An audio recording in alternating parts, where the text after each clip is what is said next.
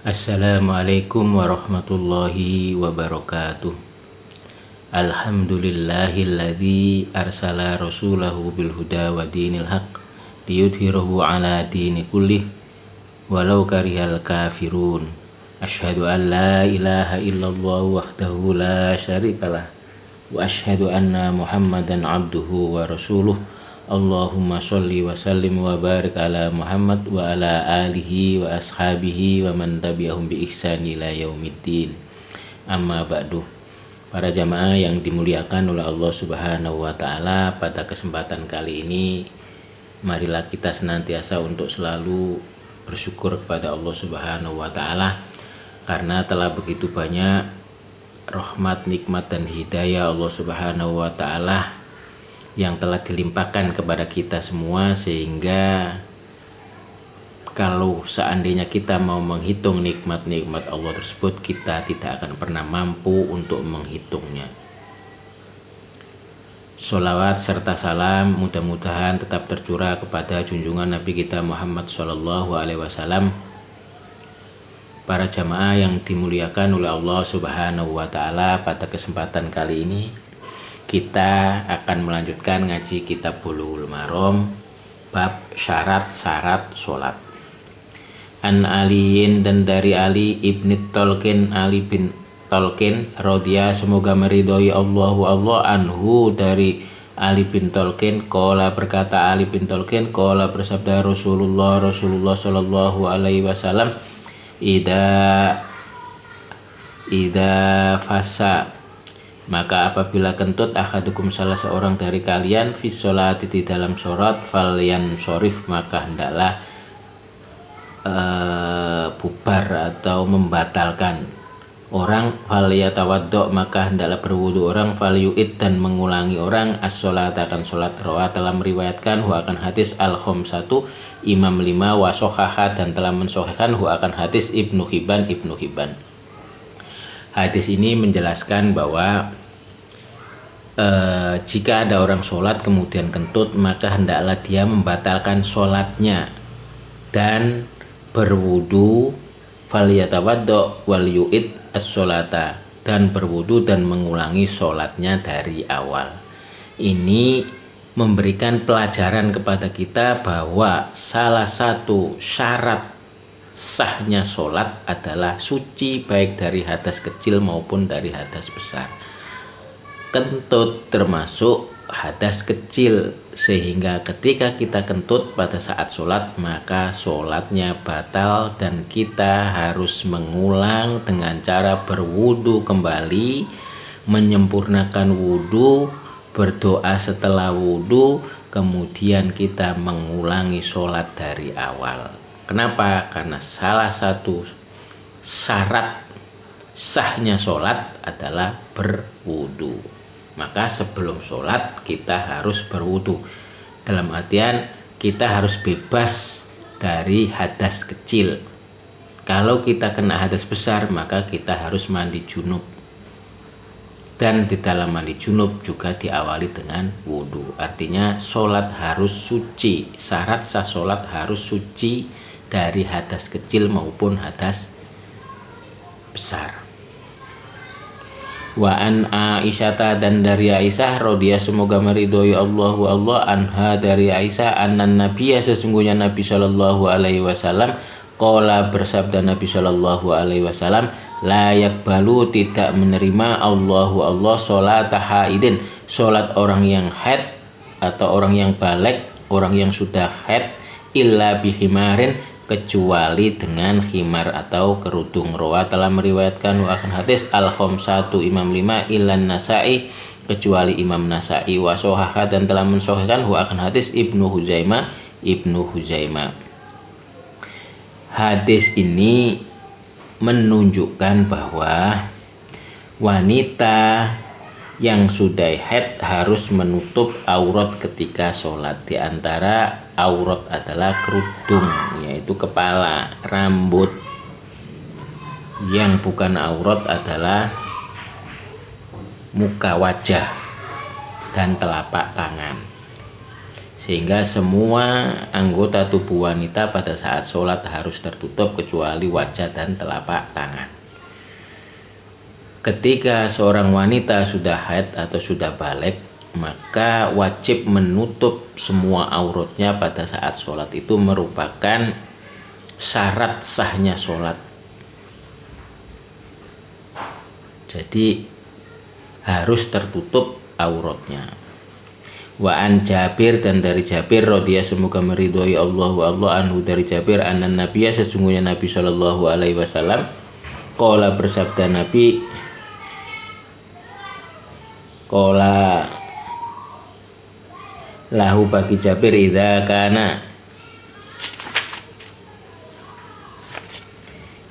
kana apabila ada as-saubu kain atau pakaian wasian yang luas, fal tahif maka hendaklah berkerudung bi dengannya, yaitu fis sholati di dalam sholat.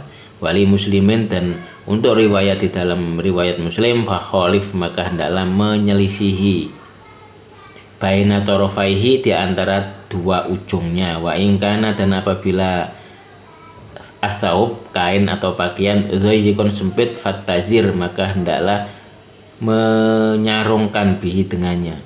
Muttafaqun telah disepakati alaihi atas hadis ini riwayat Bukhari Muslim. Hadis ini menjelaskan bahwa kita diperintahkan untuk menutup aurat pada saat sholat karena merupakan syarat sahnya sholat.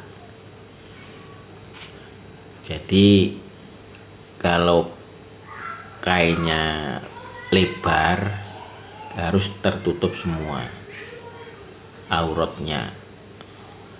Jika tidak, cukup disarungkan. Walahuma, dan bagi keduanya min hadisi Abi Hurairah, dari hadis Abu Hurairah radhiyallahu semoga meridhoi Allah anhu, dari Abu Hurairah, la yusolli tidaklah sholat, janganlah sholat ahadukum salah seorang di antara kamu fis saubi di dalam pakaian al-wahid yang satu, laisa ala atikihi tidak atas pundaknya, rojul minhu dari saub, syai'un sesuatu. Jadi ketika sholat seorang laki-laki pundaknya harus tertutup, diusahakan untuk ditutup. Jadi pakaiannya menutupi pundak. Ini pada saat sholat. Artinya kita dianjurkan memakai pakaian yang menutup pundak. Kalau pakaiannya dua, satu disarungkan, satu ditutupkan pundak kalau dalam bentuk kain kayak orang ihram. Kalau pakaiannya satu, yang satu kalau lebar, satu disarungkan, sebagian ditutupkan ke pundak. Tetapi jika pakaiannya satu, kalau di hadis yang sebelumnya tadi sempit, tidak cukup untuk dikalungkan di pundaknya, maka disarungkan tapi harus menutup pusar.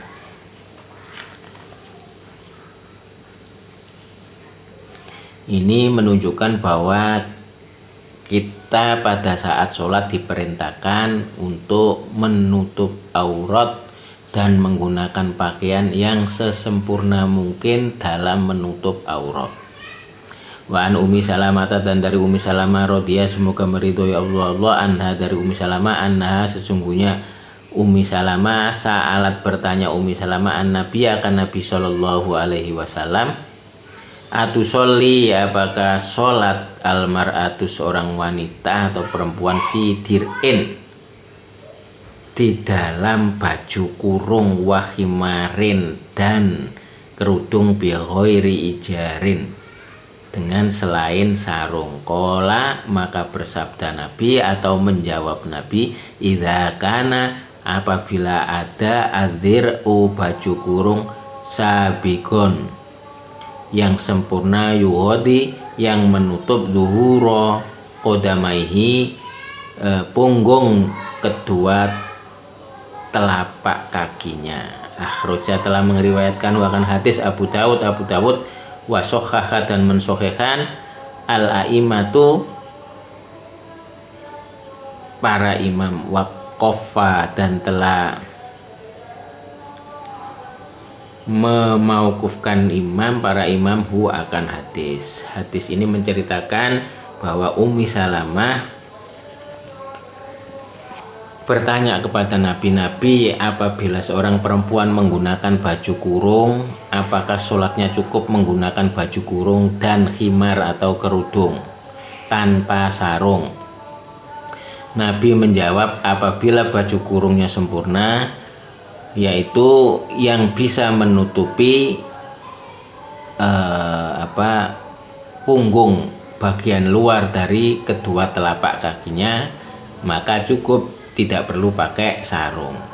Kalau orang Indonesia biasanya pakai rukoh atau mukna. Kalau di luar sana cukup baju gamis yang panjang, yang penting bisa menutupi auratnya, yaitu panjangnya bisa menutupi sampai kedua telapak kaki yang bagian luar, atau bisa diakalin dengan pakai kaos kaki, dan jilbabnya menutup semua anggota tubuh.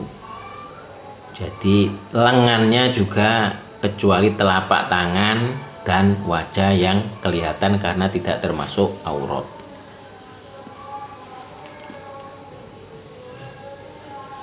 Wa an Amirih, dan dari Amir ibni Rabi'ah bin Rabi'ah radhiyallahu, semoga meridhoi Allah anhu, dari Amir bin Rabi'ah qala, berkata Amir bin Rabi'ah, kunna adalah kami ma'an Nabi, bersama Nabi sallallahu alaihi wasallam, fi lailatin, di dalam suatu malam, mudlimatin, yang gelap gulita, waqfa ashkalat, maka susah, alaina, atas kami, al kiblatu, kiblat, fasolaina, maka solat kami, falamma tolaat, maka ketika terbit, asyamsu, matahari, idza nahnu, tiba-tiba kami, solaina, solat kami, ila ghairil kiblati, kepada selain kiblat, fanazalat, maka turun, fa'ainama, maka dimana saja, tuwalu, menghadap kamu, fasamma, maka